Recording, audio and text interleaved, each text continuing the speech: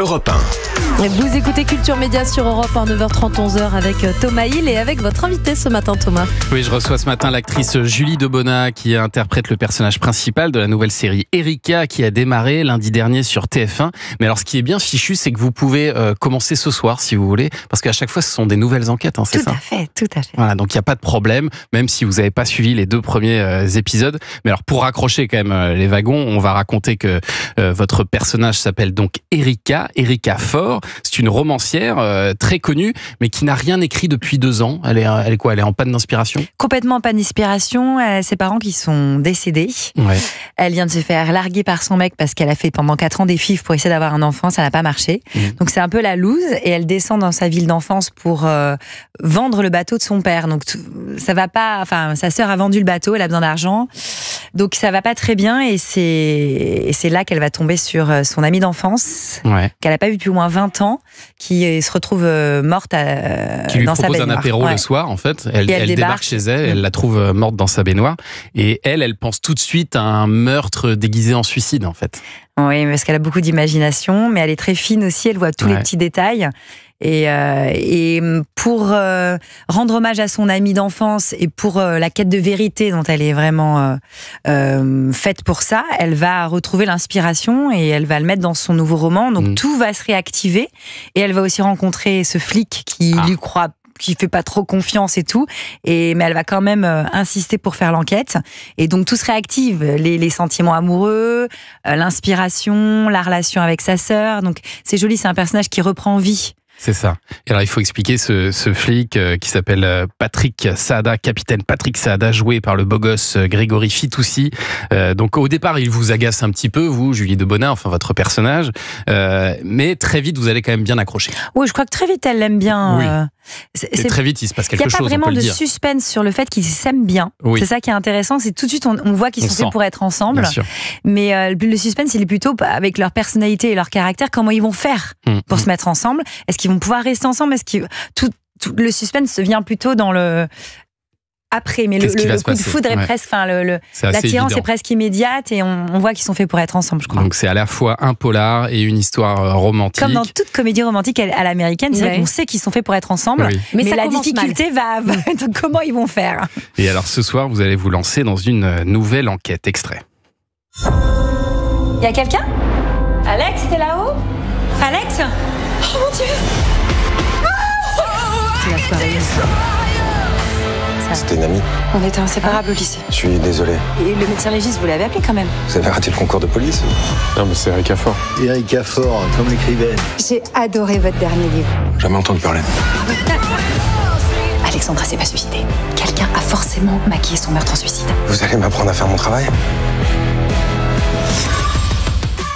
Voilà, et la nouvelle enquête est à suivre donc ce soir d'Erika avec Julie Debona dans un magnifique décor naturel parce que vous avez tourné dans les Landes, hein, c'est ça, en grande partie à Osgore. Oui, complètement. C'est magnifique, il y a vraiment des images superbes d'Osgore. Et alors au départ, l'histoire, elle se déroulait non pas à Osgore, mais à Fjällbacka. Ouais, bien. C'est ça, un truc comme ça, une petite station balnéaire en Suède. Parce qu'il faut expliquer qu'en fait la série, elle est adaptée de livres de la reine du polar suédois, Camilla Läckberg, vendue à 30 millions d'exemplaires dans le monde. Est-ce que vous aviez lu ces livres, Julie Debona ? Non, j'avais pas lu ces livres, mais je connaissais.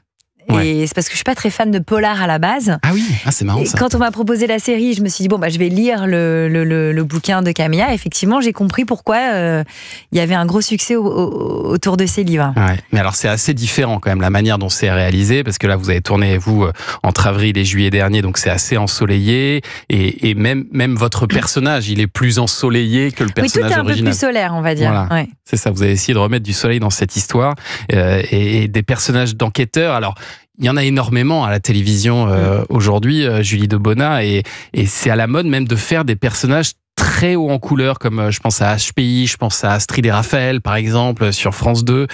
Elle, finalement, elle est assez simple. Hein. Ça me fait plaisir, vous avez remarqué ça. Erika. Justement, je la trouve très humaine et très authentique. Proche de nous, quoi. Ouais. Et tout à fait, elle est toutes les femmes et elle est proche de nous. Donc c'est vrai que ça va plutôt être une série comme ça. Et même Patrick, le personnage qui est joué par Grégory Fitoussi, est très authentique et très juste, très simple.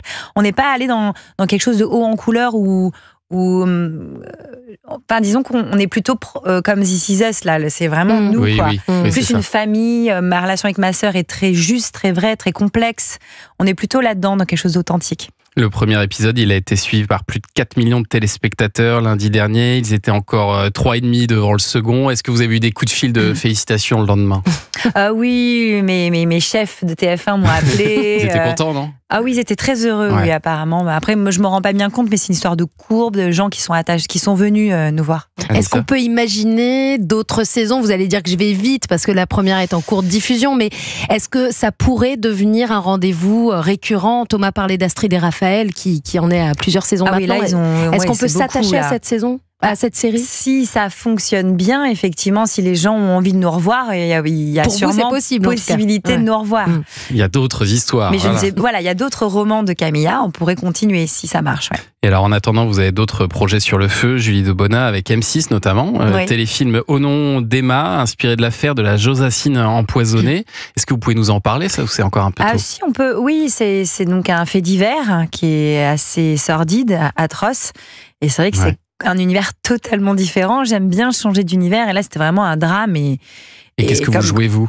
La maman d'Emma, celle qui, enfin, sa petite fille prend de la Josacine, c'est un antibiotique. Enfin, elle confie sa fille chez les parents de l'ami de sa fille. Pour la première fois, elle va dormir chez les parents, et elle a une bronchite, donc elle a une antibiotique à prendre, et l'antibiotique a été, puisque c'est une histoire passée, empoisonnée. Elle le prend et elle meurt sur le coup, la petite fille. Et donc il y a toute une enquête pour savoir ce qui s'est passé, mais c'est surtout assez fort et beau sur le tragique, sur toutes les médias, toute la violence judiciaire. Et comme c'est un petit village, et elle était récente dans ce petit village, elle accuse le maire. Et alors tout le village va être contre elle, va lui crever les pneus. Enfin, c'est atroce. Donc elle vit déjà le pire drame au monde, et en plus elle va se battre, et toute la machinerie judiciaire est violente, et tous les gens sont violents autour d'elle. Donc comment survivre au pire drame sociétal comme ça? Ça, ce sera pour 2025. On est plus dans un drame, mais c'est intéressant. M6. C'est vraiment une comment dire, une résistante, comment on peut se remettre de ça, quoi.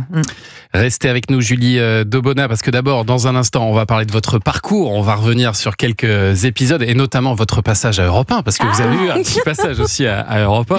Mais d'abord, on va commenter l'actu des médias dans un instant. Bah oui, dans un instant sur Europe 1 arrive le journal des médias de Julien Pichenet. Alors ce matin, on va parler de la série d'M6 qui cartonne, que les téléspectateurs adorent retrouver le soir, c'est Scène de ménage, qui accueille un nouveau couple à partir de ce soir. Et puis on va revenir sur la nouvelle très grosse performance du Big Deal vendredi soir. On va vous donner tous les chiffres, c'est dans un instant sur Europe 1 tout de suite.